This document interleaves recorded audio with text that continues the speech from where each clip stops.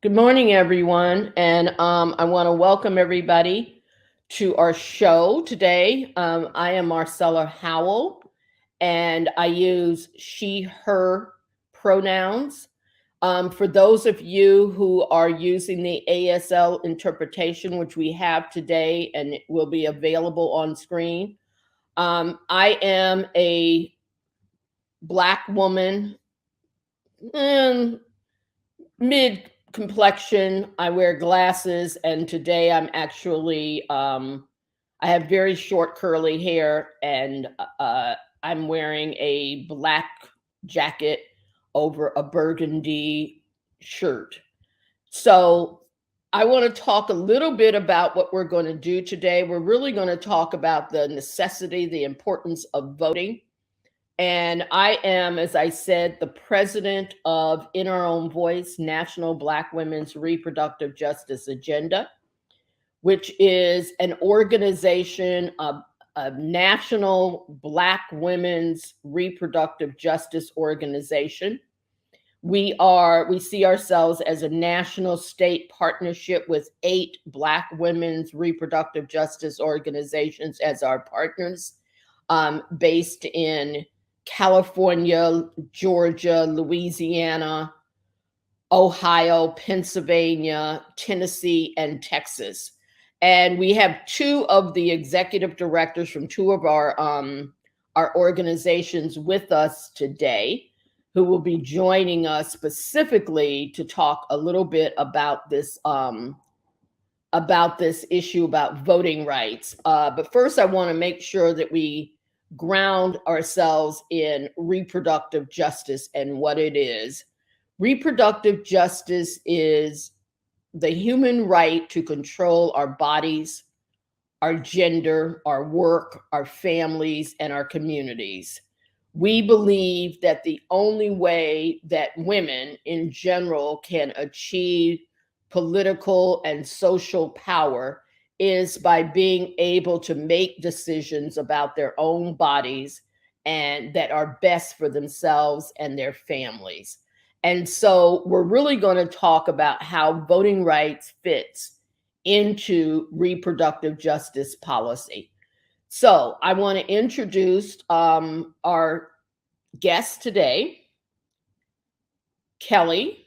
Kelly Davis is the executive director of New Voices for Reproductive Justice, which is based in Ohio and Pennsylvania. And then Dazon Dixon Diallo is the president of SisterLove, Inc., and that is based in Georgia. So welcome, both of you. Thank you. I'm happy to be here. And I really am looking forward to this conversation. I think it will be transformative and interesting for our guests, our participants.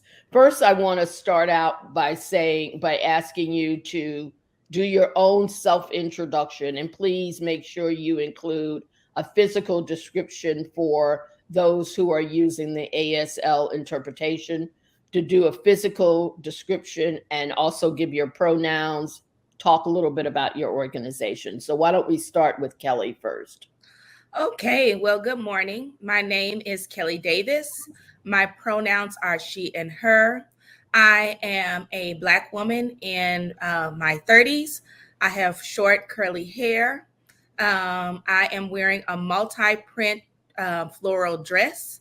I have on long green earrings. I'm wearing glasses, and I have on fly lip gloss.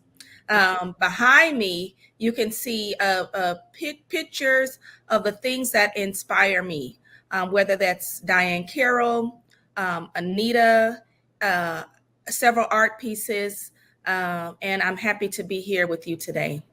I am the executive director of New Voices for Reproductive Justice, which is dedicated to transforming society for the complete health and well-being of Black women, femmes, girls, and gender-expansive folks across 2 states, Pennsylvania and Ohio. We work primarily in 3 cities, Philadelphia and Pittsburgh in Pennsylvania, and Cleveland, in Ohio.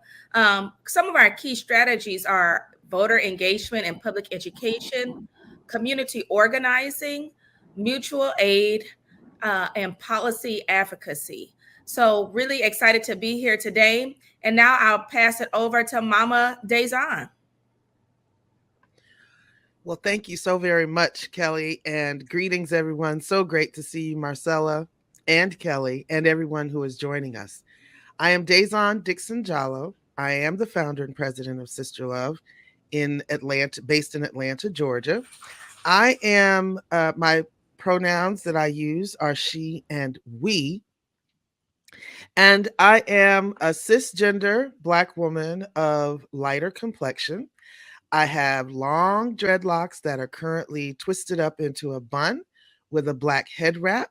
I have nice, beautiful Black square rim glasses with a little rainbow tint to them. I am wearing long silver ankh earrings, and I have a black and white patterned top on that's really comfortable. And what the images behind me represent are a quilt made by our dear friend and sister Juanita Williams of a woman, and it says Aquaba, which means gift. I have some books, including some reproductive justice books, as well as some books about Black folks and HIV and public health, and a really nice collage that I made years ago of Bob Marley and Malcolm X and lots of African masks. SisterLove is a 33-year-old sexual and reproductive health rights and justice nonprofit organization. We have been working with a very powerful mission to eradicate the adverse impacts of HIV and other sexual and reproductive health challenges that are impacting women in all our diversities and our families and communities. And we do this through education, through direct services, through prevention work, through advocacy, policy work, as well as community-led research. And it is our absolute pleasure to be a part of this conversation today, and I'm looking forward to it. Thank you very much to both of you. And as I said, I am really pleased that you were able to join us today. So let's just get right into it.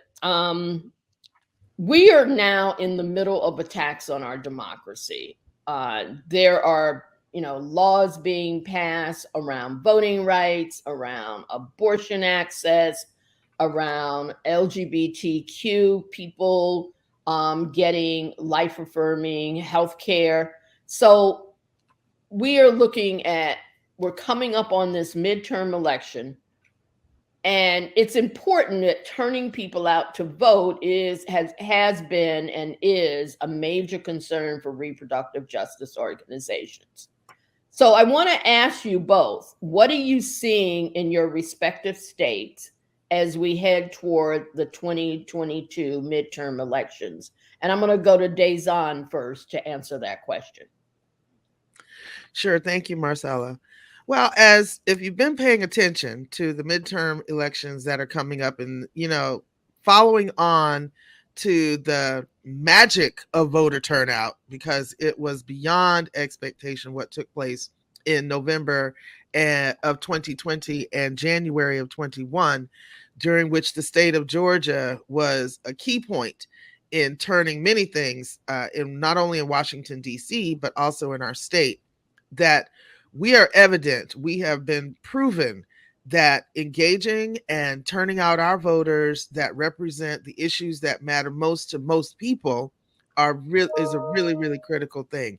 So what we're seeing now is some serious challenges with making sure that not only people are turning out, but that they're understanding the changes and the challenges based on some of the new laws that have been implemented in the state of Georgia, mostly by people who are in our majority Republican legislature, simply working towards even greater suppression of the vote, because we were able to turn Georgia purple in the local sense and blue in the national sense. So I think there are a couple of things that are important. One is because we have a really, really close and intense fight in terms of the election of our governor. People know that the current Right. governor, Brian Kemp, is seeking reelection in a time when we are also holding some serious legal cases led by a recently elected district attorney in Fani Willis. So we've got some challenges against the former President Trump in the court situation. And so a lot of people are paying attention to Brian Kemp's election. And at the same time, we have Stacey Abrams running for a second time for the gubernatorial seat that essentially was stolen the first time. So we're looking at, and the same Secretary of State is also running for reelection. So there's a lot of impetus for people who are paying attention to get out and vote and to make sure that Georgia stays where we want it to be in terms of heading in the direction of being a much more progressive state. At the same time, people are a bit disillusioned by a lot of the activities that have been taking place. The laws that are meant to not only suppress the vote, but dehumanize people at the same time, restricting water and food when we know that we have reduced election election ballot sites. Early voting has been somewhat restricted. And so we have even a bigger impetus to make sure that people understand the connection between the abortion bans that have happened, the trans and gender and equality issues that are sitting in front of us, as well as some of the economic issues that are really coming down on folks who are still struggling to find work, to get equal or equitable pay in their work, but to also recognize that young people, I think differently this time, are very much more motivated in ways that they might not have been before because of these same issues. The issues around their own reproductive health and their reproductive futures, their economic futures, recognizing that there are different ways in the workplace that they need to be engaged, and how some of the initiatives that are coming up on our ballots, because we also have some pretty strong referenda that are coming up, including cannabis. So I think that there's a different feel among our young people, and there's a slight bit of a switch where normally young people have been the disaffected and more apathetic voters in our elections, and older folks are the ones who really are motivated and turn out. I think we're seeing a bit of a shift where we have a lot more energy in our younger voters, where there's a lot more, I think, disdain and jadedness of people who are of older ages that are basically tired. And so, and tired of being dashed with their hopes. So I think that we're still in a catch or catch can right now with making sure that we have the best voter turnout possible. And so we're looking at all of the different strategies. And I know we're going to have a different question about that in a moment, but we really are looking at all of the different creative ways and more innovative strategies to mobilize and organize people to get their votes in. Okay. So I want to turn to Kelly now. Kelly, you are in the unique position of working in two different states, both of which have some significant challenging races in them. So why don't tell me what you're finding from voters? Well, like you said, we work in two states which have drastically different political contexts despite being next door to each other. And when it comes to Ohio, we've seen some drastic changes. Actually, I was on PBS NewsHour talking about the right to abortion when abortion was effectively outlawed and made illegal within the state of Ohio. We're also working in Pennsylvania, which has caught national attention for a series of races, including a gubernatorial race with two candidates that have drastically different views when it comes to a set of things that are important to Black voters, including but not limited to abortion. And then also a race that's caught national attention, which is our Senate race in Pennsylvania between our current Lieutenant Governor, John Fetterman, and the television star, Dr. Mehmet Oz, who are on drastically two different sides. Like Daison said, this election has galvanized, I think, a new set of voters to some important reproductive justice affiliated issues. And I think that's for a myriad of reasons. For some of our white women neighbors, this is the first time that a human right is being denied to them, and they became outraged, right? And really mobilized for the first time. For a lot of actually our LGBTQ folks that thought that gay marriage was, once you have it, you have it. Right. What happened with the statements of Clarence Thomas after the leaked draft opinion to Roe v. Wade this May, where he was talking about all of the human rights he planned to roll back if it was up to him, that actually galvanized a whole host of folks. And we have, I think, for the first time, interest in building a cross issue, multi-ethnic movement to address gay rights, trans rights, voter suppression, abortion access. And for a long time, that was not the case. And reproductive justice, because that has been our praxis since the beginning of our movement, right? For over 30 years, we were uniquely poised to be thought leaders and to galvanize folks outside of our core constituents.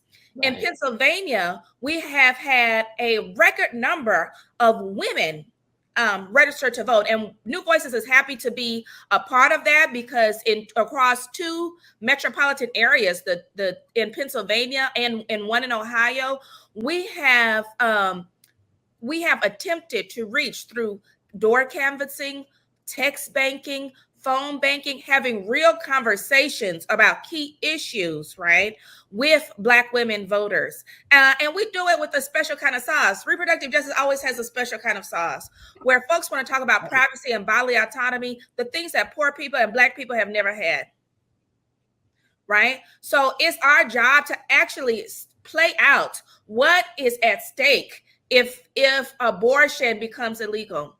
Who will be criminalized? Right. And it's actually not just women and trans folks, right? What will happen when folks are made to declare who is their partner, right, on a birth certificate, or if they choose to need state assistance, right?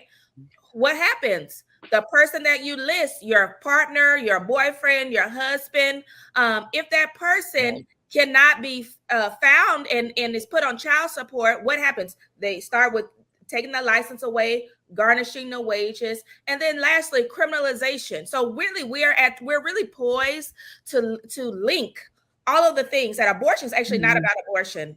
It's about economic empowerment, right? It's about criminalization, right? It's about agency. All of these things, talking about it in a way that resonates with the most marginalized folks, and that's what reproductive justice offers that nobody else does. So you've actually opened up the conversation to my next question, which is how do all of these things link together?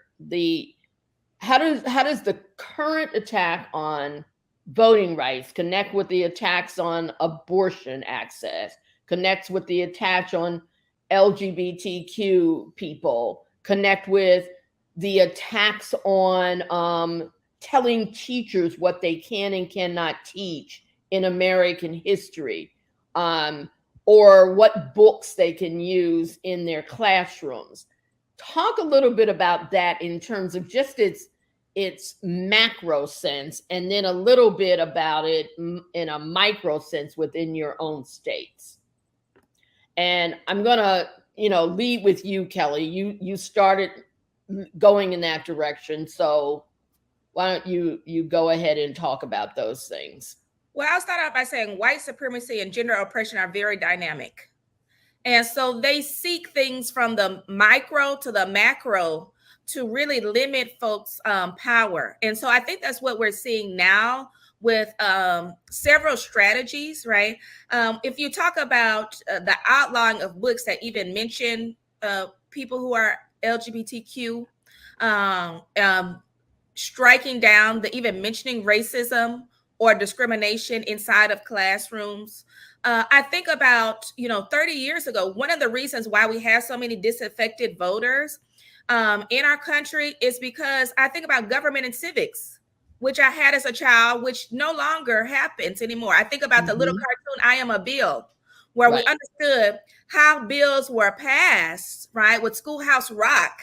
That was when I was a small child, and how youth for the last 25 years has been taken away in government and civics class. And what's the point of that, right? The point of that, and you see that directly as a result when people come out for the presidential election, but actually not for the elections that actually determine the context of your life. Your district attorneys, right? Your judges, which are sometimes life appointments, who is on the state senate, which has to really has the power to amend the state constitution, right? And so I really am thankful to really the Black Lives Matter movement for actually educating a whole host of voters around, particularly around district attorneys in their roles and turning out for midterm elections. But there has been a steady erosion of political education and civic education in our country, right? Particularly in public schools. And we know who goes to public schools, right? As charter schools and religious schools and private schools continue to proliferate, oftentimes subsidized by the state, we know who's left behind in the public schools, which are primarily Black students and other students of color, poor students, disabled students are left in the defunded, right, school system. So that is one issue that really plays out into who we see voting and who we see being apathetic about the process overall, because we don't have public education on what that entails. I would say reproductive justice obviously is such a meaningful framework because it says abortion is not just abortion. It says that Black maternal health is not just Black maternal health, right? And it's not just about what happens inside of a doctor's office or a clinic room. It's about the context of everything that happens over the course of your life that results in your inability to live your full reproductive and sexual potential. Right. And so I see all of these things as interconnected, particularly in Pennsylvania. I'll say it's a fact that they're interconnected because we have a constitutional amendment, right, banning the constitutional right to abortion for Pennsylvanians. And in that same constitutional amendment is the limiting of voting rights. So white supremacy is using multiple tactics, right, to limit. This about limiting your political power. This is about making you so tired and overwhelmed by children you don't want to have, by not being able to have your voice heard, right, in any kind of constitutional democracy, right, by having you dehumanized, right, and so you are too depressed and repressed and oppressed to be able to hold the people, the white supremacist patriarchal hegemonic structure accountable for its harmful, right, and life-threatening actions, right? And so they're using every tactic available to them to keep those that are more marginalized, because in order to keep wealth in the hands of a few, you have to have a marginalized class. That's basic economics, right? And so by keeping Black folks marginalized, by keeping them sick, right? We talk about the environment in reproductive justice a lot, right? By keeping them frail, by keeping them overworked, right? By keeping them demoralized, we don't have the capacity to hold them accountable. But what folks don't understand about Black women specifically is that when we are marginalized, when we are oppressed and we are repressed, because that has been really the core context of our hundreds of years in this country, right? We actually know how to function and we fight back. And they actually never count on that. And white supremacists and their tactics are very dynamic, but they actually always, their fatal flaw is that they always underestimate the power of Black women and queer folks to fight back. And so that's actually where we are today, where we're fighting multiple fights, right? And they don't know that when your backup is against the wall, you have nothing to lose. Right. And they never count on that. And with that, I'll pass it on. I don't even know why, because I could just say enough said. Ditto to all of that, Kelly. Thank you so very much. What I would add to that from the Georgia context is a couple of things. And of course, I completely agree. And one of our working mantras, of course, is that when Black women organize and we change, and when we change things for ourselves, we change things for everybody. And that's evident in the history of how we voted as a voting bloc, of course, just based on some of the things that Kelly has identified. What we also know is that Black women are the largest voting bloc in terms of people who turn up to vote, who register and turn out to vote. And when we do turn out to vote, that we also vote for the same issues in the 90th percentiles, right? And so that's simply because we know how to connect these issues and that we're understanding how all of these issues are connected. Reproductive justice as a framework literally does this, which is what I think in terms of all of the issues that we've been talking about and that Kelly has so beautifully laid out, is that it is the perfect marriage between looking at reproductive health and rights in the same lens of looking at social justice and human rights. And that's not that hard of a connection to make once you can see your own story in all of these issues that we're looking at. The challenge for us in the state of Georgia, of course, is that there are kind of two Georgias, which I imagine is the same in Pennsylvania and Ohio. But in Georgia is really unique in that we have one major city or one major metropolitan area that is usually consistently pretty solidly blue, right? The rest of the state is always a question mark and is always, I say, we're so red, we're burgundy. And in that instance, we have to look at the same time of how all of these issues are interconnected in all Georgians' lives.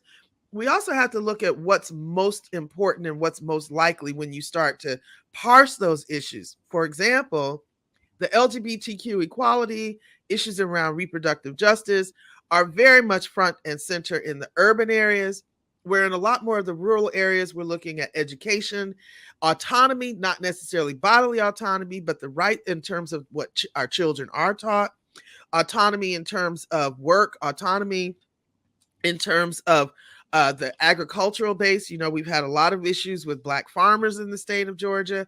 So understanding that using our framework that bridges all of these issues and puts them all in a similar context makes a big difference.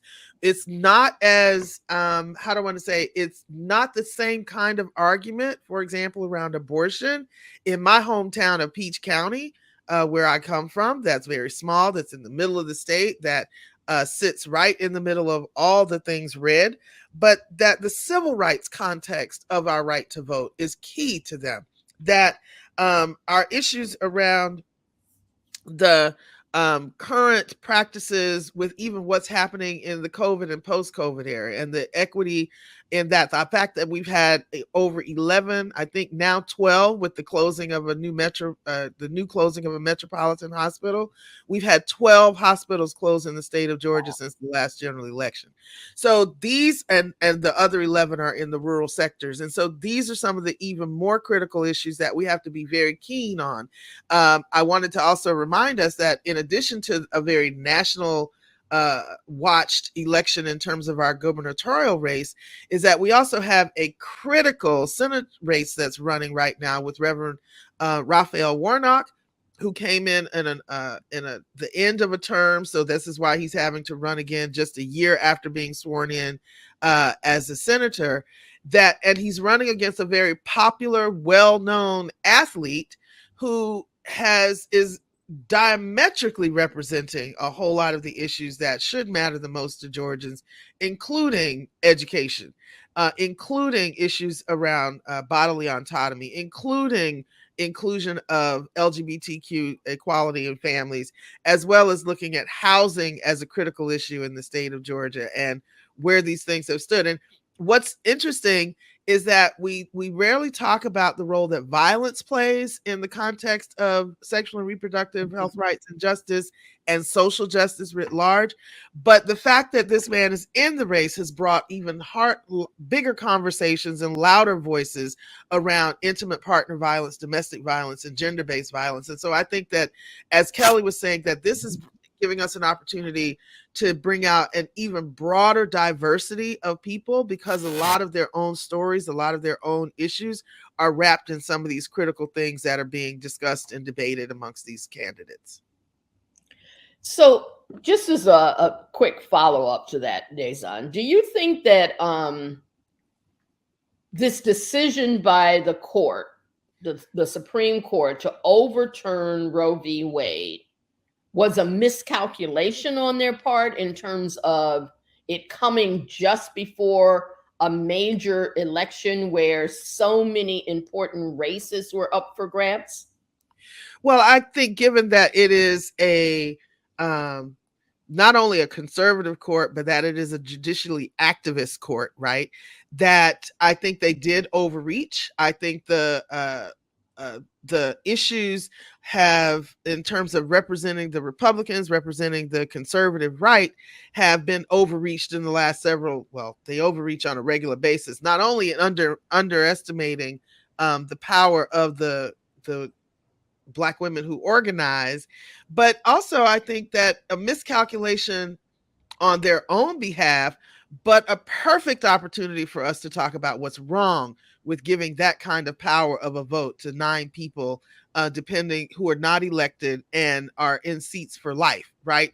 So I think that the miscalculation for their own ideologies and for their own communities or for their own voting bloc is actually a benefit and an opportunity for those of us who are still fighting towards freedom, fighting towards human rights, fighting towards equal justice, that this has given us a greater opportunity to show what the extremism on the Supreme Court and those who have the connections that have to be made between, because they talk about how all politics are local, right? The connections that have to be made between who we voted in as a district attorney, for example, in Fani Willis, the connections between who we voted in to represent us in the delegations in Congress, both in the House and in the Senate, show us that if we don't vote for those of us who represent us locally, then we don't have impact on what happens at the national level, or vice versa. We do have impact on what happens at the national level, including some of the gun restrictions or gun laws that have been passed recently have an immediate impact in the state of Georgia, given that we're one of those guns everywhere all the time kind of states, right? And have demonstrated the dangers of that. So yeah, I think that this miscalculation is evident, that it's real, and that when it comes to seeing what happened with the immediate implementation, for example, we were in a pretty strong fight against the 6-week ban in the state of Georgia that was moving its way through the courts before this Supreme Court decision. And as soon as that Supreme Court decision came down, all of a sudden, we then had a federal appeals court that lifted the injunction on the 6-week ban, which immediately offered the opportunity for the state of Georgia to immediately start restricting abortions to 6 weeks. And the fact that, and I want to mention this, the fact that we can still use science, the fact that we can still use real information to argue against the so-called heartbeat ban was evident in what just happened this past week when Stacey Abrams told the truth, when she actually said to everybody that this is a false construct, that if you understand the mechanics of what an ultrasound can do, is that so-called heartbeat is created by the machine. It is not created by a 6-week embryo, and the embryo is not yet a fetus. Therefore, it cannot yet have an actual heartbeat. And the minute you use the science, the opposition went apoplectic around that, because they don't have an argument against the science when they say a machine created this sound. There's no response to that. How that translates into changing what happens in our state is making sure that people understand that same connection to how the science is used to misinform and disinform people is the same information we need to use across all of these given issues, because that's how they fight. Okay, I want to do a quick sort of segue One of the things that people and reporters kept talking about when Roe was overturned was that this was the first time that the court had taken away a right that it had given people, that was given to people. But that's not entirely true, because when they gutted the Voting Rights Act, they also took away a right that had been given to Black voters and other voters of color by the Congress and signed by the president. And then the court then took away some of those protections, which basically opened the door to all of these voting right restrictions. So given where we are today and given what's happened in different states with voting rights, what are some of the steps that voters should take right now to ensure their right to vote and to fight for the right to vote for others? And I want to start with Kelly on that one. Okay, but even before the gutting of the Voting Rights Act, I want to say that this country has had a long, like centuries-long history with giving rights and taking them away, right? Yeah. I think about the Reconstruction, right? I think about how many politicians that were Black were in Mississippi and Louisiana. We're talking about, folks in Congress that was rapidly taken away, right? As the Reconstruction and the resources that the federal government said that they would invest in Black communities was rapidly taken away, right? And then what happened? Obviously, the rise of the Ku Klux Klan, all these other kinds of things. Also, Mama Daison is talking about affirmative action, right? Given and taken away, or oftentimes given and perverted to benefit white people. And then in the case of affirmative action, white women benefit more from affirmative action than actually anyone else. Even though people think that it is something to give incompetent Black men a unfair leg up. The truth is white women have benefited the most. And that has been proven by sociologists, by economists, time and time again. So I will say that when it comes to talking about voting and supporting folks, I have a variety of strategies that I think that the reproductive justice movement employs, which the first is saying that actually voting is a tool of harm reduction. Voting does not ensure a utopian society, but Black women are really experts in harm reduction, right? We figure out which bill we have to pay and how much of which bill. We figure out how long I got to stay at this job with a racist boss until my child gets put out of college, like until my child goes into college. Like all of those strategies we employ in our individual personal lives, this is our time to employ them in our government, right? So voting is not a tool. It's not a substitute for community organizing, right? It's not a substitute for narrative shift. It's just one tool out of many in a toolbox to help us live our best lives in this moment in time. We also, I think what Daison said earlier is so true around the civil rights argument about voter restrictions, right? People in Ohio are routinely being purged off the voter rolls. Like you register to vote, if you don't go vote, you get purged, right? These are tactics employed to really restrict, especially Black voters. And so helping folks understand that what is the through line of the folks that are pro voter restrictions, so like voter IDs, right? Defunding the board of elections in your state, right? All of these things are the same folks that are limiting abortion, right? That are limiting trans healthcare, that are pro childhood poverty, right? And that are refusing to even expand Medicaid 1 year postpartum, right? In the midst of a Black maternal health crisis. All of these things is for me, the best way of engaging voters is by documenting the through line, right? I had to tell my own family, and my own family members around abortion. If you are saying the same things as people you think of as racist, then maybe you need to reflect. Rethink. Mhm. Right? So if you're saying the same thing and agreeing with and every other thing this person says you think is racist, then maybe you have to sit and think about that. And so we have to have those conversations with our friends and our family members. We have to be educated on voter suppression generally, on what is required and the dynamic things that are happening in each state, where they say you can't give water to folks that are waiting in line. And when I read about what you cannot do in Georgia, we can't even support our elderly, because I know that the people who are waiting in line in these 2-hour lines are elderly, right? They know they are disabled.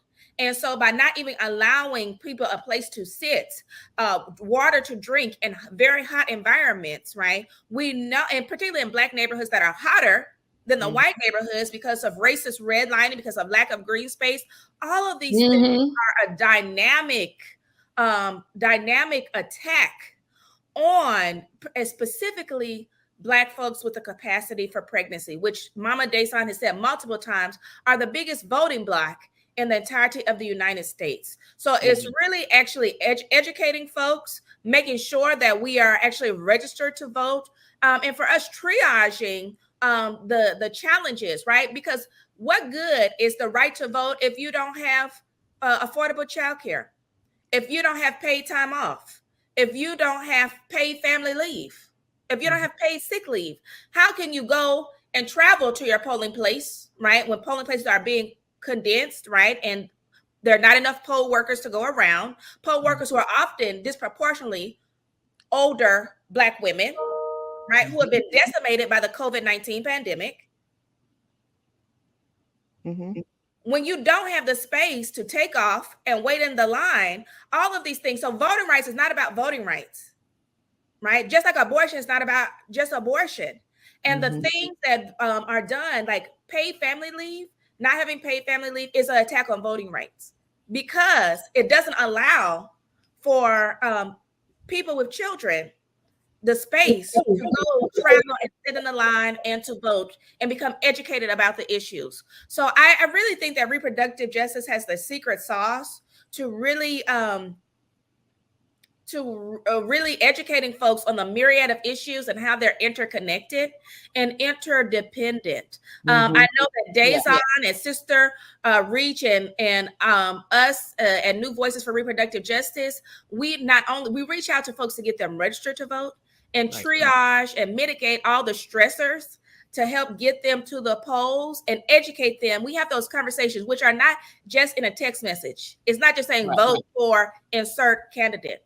It's like also in New Voices, we say, do you need diapers, right? Do you need menstrual products, right?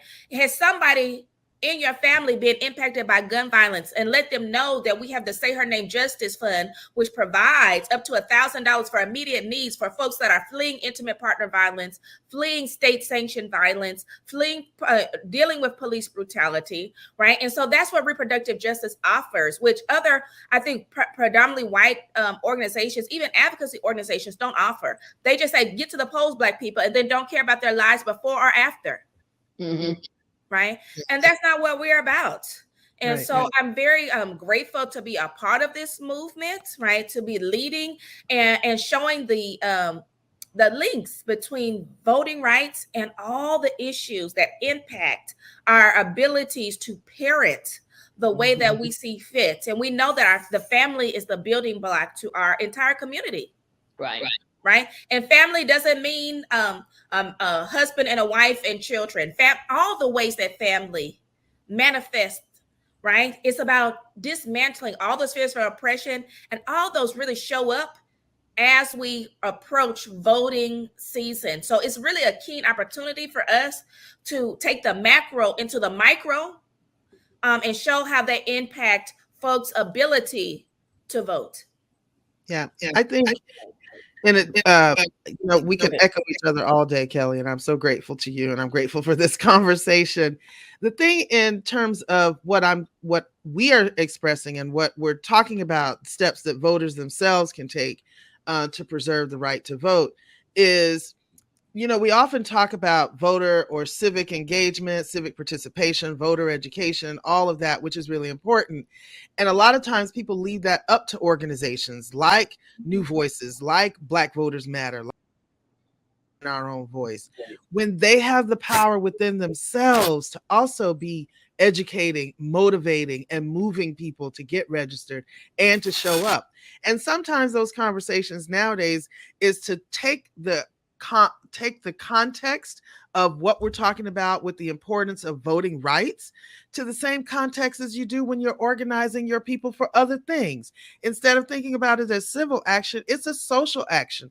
Talking with your family is a social action. Organizing with your friends, your colleagues, your coworkers, your fellow congregation members in your churches, synagogues, and mosques.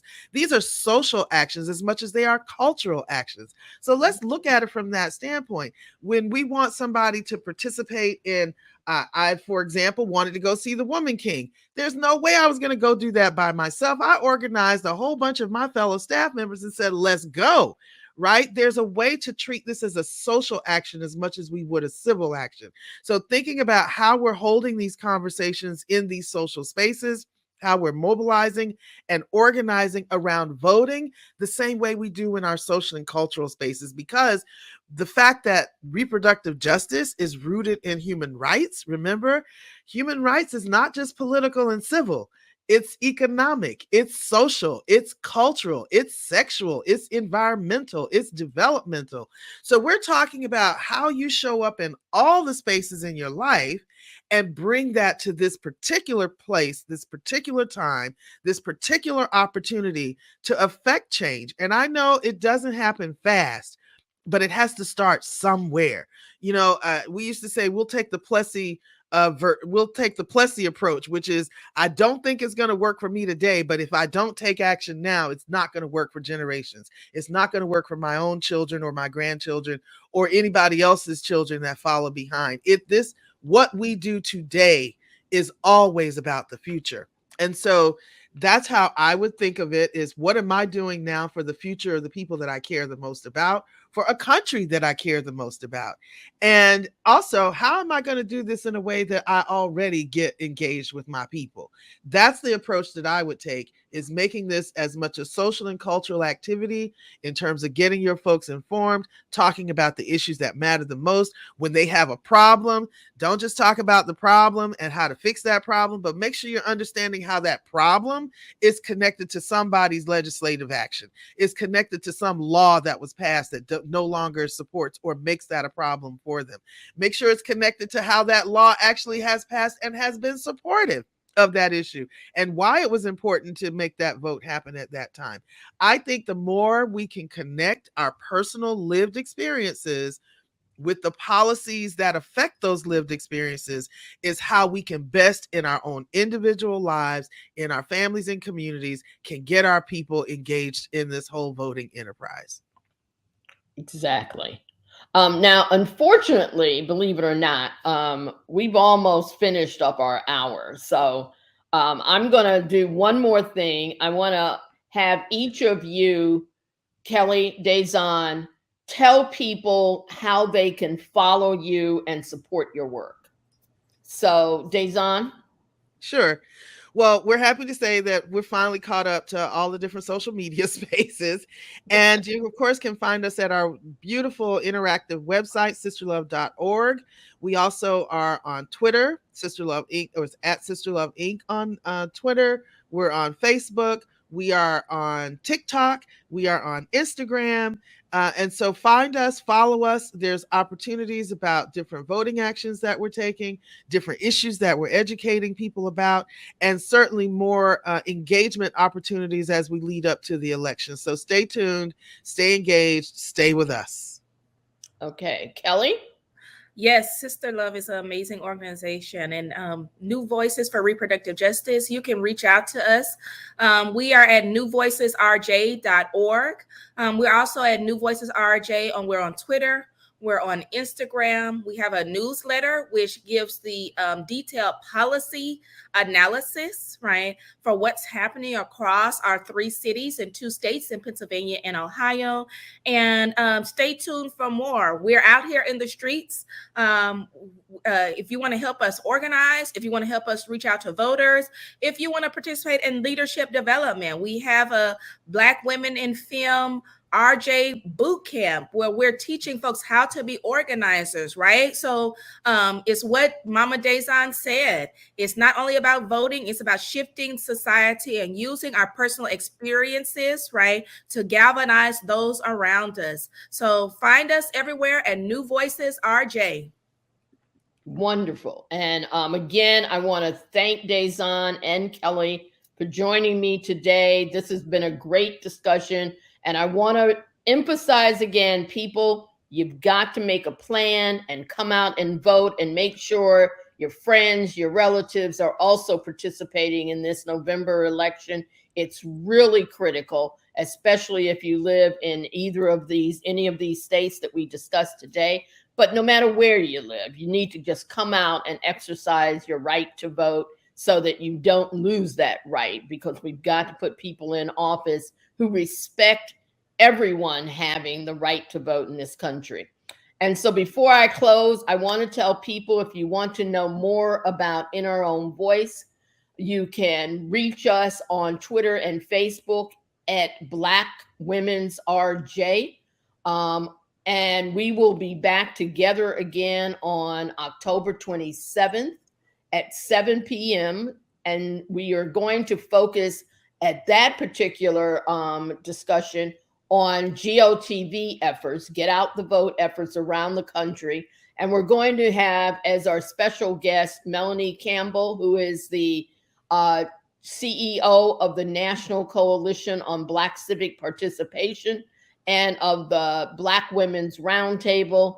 And again, thank you, Daison. Thank you, Kelly. I want to really extend my appreciation for you joining us today. And again, you can reach us at Black Women's RJ on Twitter. And you can reach our website at www.blackrj.org. So thank you very much for being with us. And again, we're going to close down today.